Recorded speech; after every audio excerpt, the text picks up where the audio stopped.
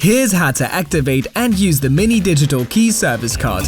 If you use a Mini Digital Key Plus or Mini Digital Key, keep the deactivated service card in your car so you can hand it over to your service partner for planned service appointments, for valet parking, or in case of a breakdown.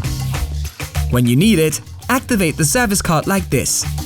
With a digital or physical key in the vehicle, place the service card in the wireless charging tray and confirm to activate the service card in the pop-up.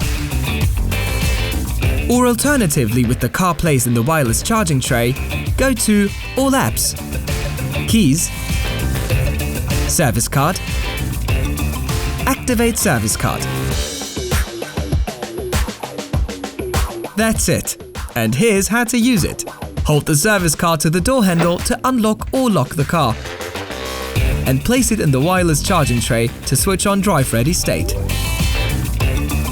To deactivate, you need to have a physical or digital key inside the vehicle.